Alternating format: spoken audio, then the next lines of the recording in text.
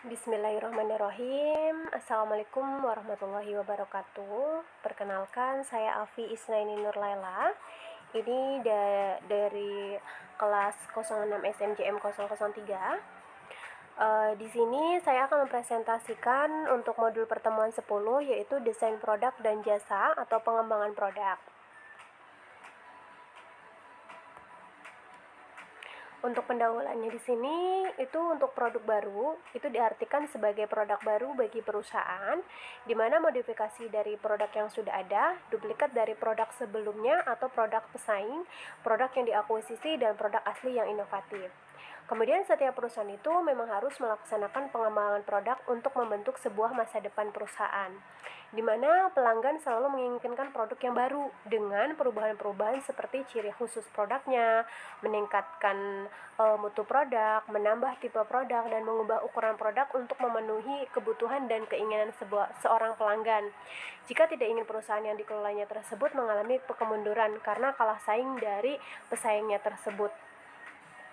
Dan kemudian dalam perencanaan produk juga, produk harus dipandang sebagai pemecahan masalah bagi konsumen, di mana jika seorang konsumen membeli sebuah produk, mereka dapat memperoleh manfaat dari produk tersebut, dan yang terpenting di sini adalah bagaimana konsumen percaya bahwa suatu produk dapat memenuhi kebutuhannya, bukan bagaimana penjual memandang produk tersebut.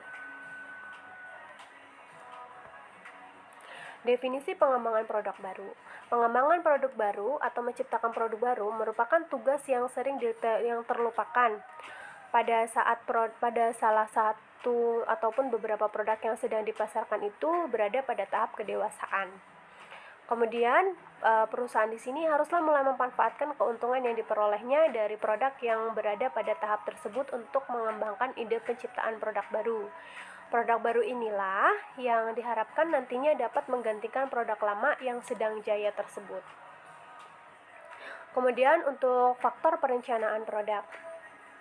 Untuk faktor perencanaan produk baru di sini, jika kebutuhan konsumen sudah terpenuhi, diharapkan juga timbul kepuasan dalam diri mereka, sehingga di masa yang akan datang, mereka pun akan melakukan pembelian berikutnya terhadap produk yang sama. Kemudian biasanya itu kalau untuk faktornya tersebut itu biasanya tentang pengetahuan, tentang kebutuhan dan keinginan konsumen yang lengkap, sumber daya yang mendukung terhadap pengembangan produk baru, kemudian perkiraan penyimpangan produk baru dalam memenuhi pasar sasaran, kemudian antisipasi terhadap reaksi para pesaing, kapan waktu yang paling tepat untuk meluncurkan produk baru, jasa terkait sebagai pendukung produk baru, perkiraan biaya yang dibutuhkan dalam pengembangan dan produksi produk baru. Kemudian juga untuk jenis-jenis produk baru itu biasanya ada inovasi transformasional, produk yang secara radikal baru dan menciptakan nilai yang substansial. Kemudian juga ada inovasi substansial, produk yang secara signifikan baru dan menciptakan nilai penting untuk customer. Kemudian ada juga inovasi inkremental, yaitu inovasi produk baru yang menyediakan peningkatan performance atau nilai yang diterima lebih baik atau biayanya lebih rendah.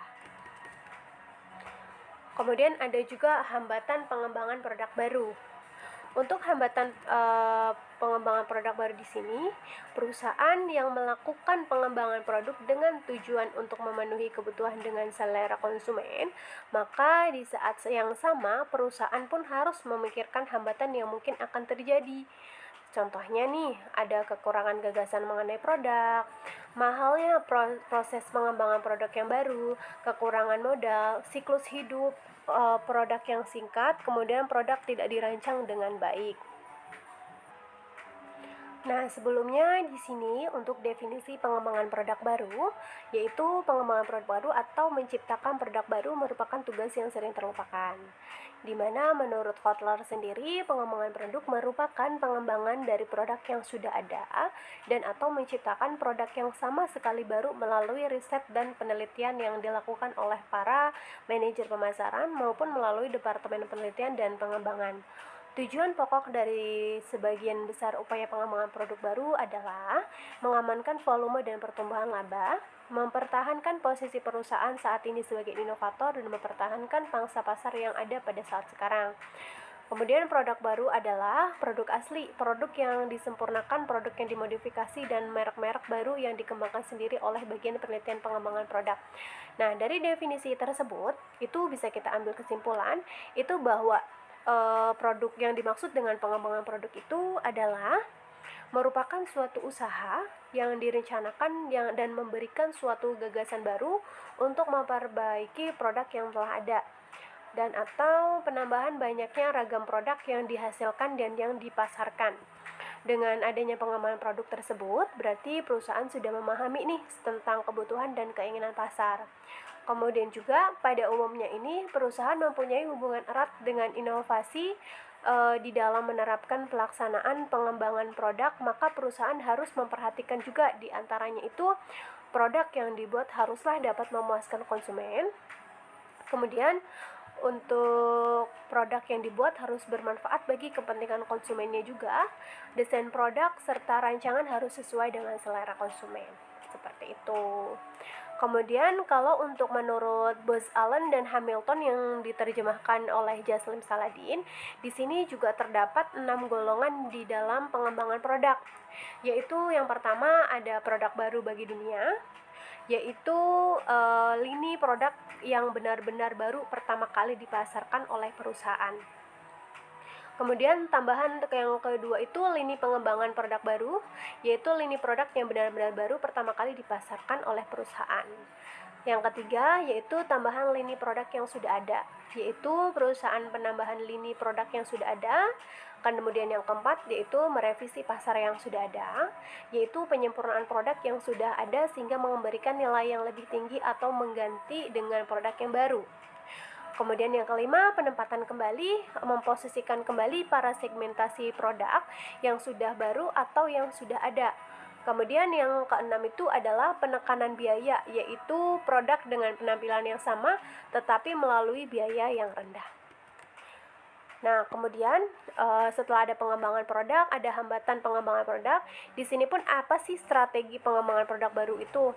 Nah, untuk strategi pengembangan produk baru di sini dapat dikelompokkan menjadi reaktif dan proaktif. Nah, untuk strategi pengembangan produk baru dapat dikelompokkan menjadi reaktif dan proaktif. Faktor-faktor yang mempengaruhi penggunaan strategi reaktif atau proaktif itu biasanya mencakup ukuran dan pertumbuhan pasar, perlindungan sebagai inovator, kekuatan dan kelemahan daya saing posisi perusahaan. Kalau untuk yang reaktif sendiri itu berupa yang pertama ada strategi defensif, di mana menyesuaikan produk yang ada sehingga produk itu bisa bersaing nih dengan lebih baik melawan produk kompetitif yang baru diluncurkan. Kemudian ada juga strategi imitatif, yaitu mampu dengan cepat meniru produk yang baru. Jadi biar tidak tertinggal atau tersisihkan dari kompetitif yang lain atau kompetitor yang lain. Kemudian juga ada strategi yang kedua, tapi lebih baik mampu memperbaiki produk yang bersaing. Kemudian juga ada strategi responsif atau bereaksi terhadap permintaan konsumen untuk produk atau produk yang sudah diperbaiki. Kemudian juga ada proaktif, di mana untuk strategi proaktif di sini ada strategi lead bank, berupaya mengembangkan produk-produk teknis yang unggul, strategi pemasaran. Kemudian ada strategi pemasaran di mana didasarkan pada menemukan kebutuhan konsumen dan kemudian mengembangkan produk untuk memenuhinya. Yang ketiga, ada strategi akuisisi, di mana perusahaan membeli produk baru untuk dipasarkan. Seperti itu untuk strateginya. Kemudian setelah ada strategi kemudian apa sih tahapan pengembangan produk baru? Nah, di sini ada gambar atau ada bagan, di mana dalam mengembangkan tahapan pengembangan produk baru di sini, itu yang pertama ada analisis kebutuhan pelanggan. Jadi sebelum kita meluncurkan, itu kita harus menganalisis dulu nih kebutuhan pelanggan. Kemudian setelah menganalisis kebutuhan pelanggan, kita juga ada nih memunculkan gagasan, kemudian ada penyaringan ide dan evaluasi. Barulah di sini ada analisis bisnis, kemudian ada pengembangan strategi pemasaran, kemudian ada pengembangan produk, dan kemudian juga ada pengujian pasar, dan barulah komersialisasi. Nah, untuk tahapan pengembangan produk tersebut, ini ada penjelasannya. Untuk penjelasannya di sini, yang pertama itu untuk analisis kebutuhan pelanggan. yaitu sebuah kebutuhan konsumen merupakan titik pendahuluan untuk pengembangan produk baik untuk pasar domestik maupun yang global. Kemudian yang kedua, ada pemunculan gagasan. Nah, untuk pemunculan gagasan atau ide. Nah, di sini pengembangan produk baru berawal dari penciptaan ide. Di dalam penciptaan ide tidak hanya seadanya saja, tetapi harus didefinisikan dengan jelas tujuan dari produk yang ingin dikembangkannya. Kemudian juga penyaringan ide dan evaluasi, di mana tujuan langkah ini adalah untuk menyaring ide-ide yang buruk agar nantinya ide yang akan dikembangkan bisa realistis dan memungkinkan bisa diwujudkan secara nyata. Kemudian yang keempat itu ada analisis bisnis. Dalam sebuah pengembangan produk, analisis ini perusahaan memperkirakan biaya dan laba serta mengevaluasi manfaat suatu produk baru dengan analisis break even. Jadi, apakah untuk pengembangan produk ini labanya biaya dengan laba agar bisa mendapatkan analisis break evennya tersebut. Kemudian untuk yang kelima itu ada pengembangan strategi pemasaran. Tujuannya ini pengembangan strategi pemasaran itu adalah menyempurnakan nih rencana lebih lanjut pada tahap-tahap berikutnya, yaitu bagaimana strategi pemasaran untuk mengenalkan produk baru ke pasarnya. Kemudian yang keenam itu adalah pengembangan produk. Jika konsep produk yang sudah matang dan sudah melalui analisis bisnis, maka langkah yang selanjutnya adalah mengubah konsep produk tersebut ke dalam bentuk fisik. Hal ini akan menjawab pertanyaan apakah produk layak secara teknis dan komersil. Kemudian ada juga pengujian produk dan pasar. Pada tahap yang ini, pengujian produk merupakan kelanjutan dari tahap pengembangan produk. Tahap-tahap pengujian produk itu diantaranya, yang pertama, itu ada pengujian tentang konsep produk, kemudian ada pengujian desain produk, pengujian kesukaan konsumen terhadap produk, pengujian laboratorium terhadap produk, pengujian operasi pabrik dan tes penggunaan produk. Setelahnya, manajemen perusahaan merasa puas dengan produknya setelah melakukan perubahan, maka untuk lebih lanjut adalah pengujian pada tujuan, yaitu mengetahui reaksi konsumen. Kemudian yang terakhir ini ada komersialisasi, yaitu uji pemasaran memberikan cukup informasi untuk bisa mengambil keputusan apakah produk ini akan diluncurkan atau tidak. Adapun keputusan sebelum memasarkan diantaranya kapan produk akan diluncurkan, target pasar yang akan menjadi target, kemudian di mana awal produk akan dijual, biaya yang dibutuhkan pun pemasaran produknya itu seberapa besarnya, seperti itu. Kemudian pentingnya pengembangan produk di sini, pengembangan sebuah produk itu mengharuskan perusahaan menetapkan manfaat-manfaat apa nih yang akan diberikan oleh produk itu. Ini menurut Stanton, itu pentingnya pengembangan produk sebagai berikut. Yang pertama, itu hubungan dengan daur hidup produk. Itu ada dua hal yang berkaitan dengan konsep daur hidup, membantu menjelaskan mengapa inovasi produk sangat penting. Pertama, setiap produk yang ada dalam perusahaan akhirnya tidak terpakai lagi. Dan yang kedua, keuntungan pada umumnya akan menurun karena usia produk semakin menua jika produk tidak diubah atau diganti, dan akhirnya perusahaan akan bangkrut atau mengalami penurunan karena kalah kompetisi dengan perusahaan yang lain. Kemudian ada juga produk menunjukkan laba.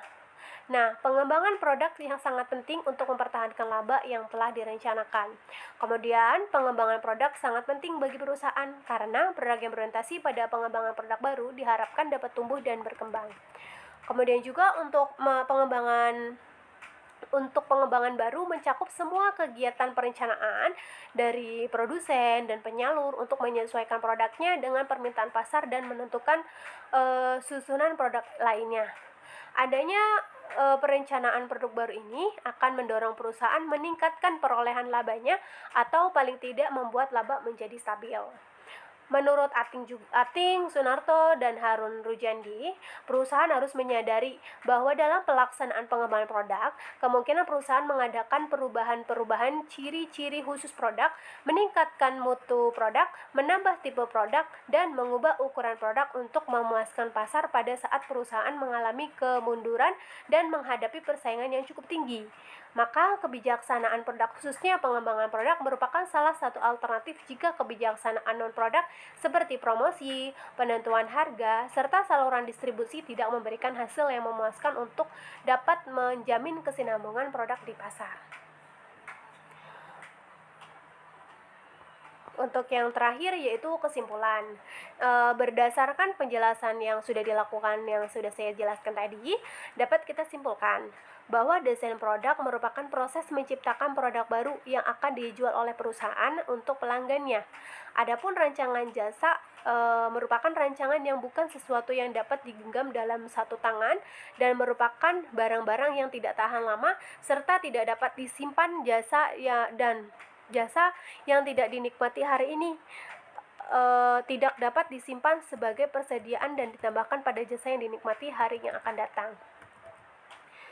Kemudian pengembangan sebuah produk juga mengharuskan perusahaan menetapkan manfaat-manfaat yang akan diberikan. Jadi nggak cuma mengembangkan produk tapi juga harus manfaatnya. Kemudian untuk pengembangan baru mencakup semua kegiatan perencanaan dari produsen dan penyalur untuk menyesuaikan produknya dengan permintaan pasar dan menentukan susunan produk lininya. Adanya rencana produk baru ini akan mendorong perusahaan meningkatkan perolehan labanya atau paling tidak membuat laba menjadi stabil. Sekian dari saya untuk presentasinya, kurang lebihnya mohon maaf jika ada kesalahan. Sebelumnya, wabillahi taufiq wal hidayah. Wassalamualaikum warahmatullahi wabarakatuh. Terima kasih.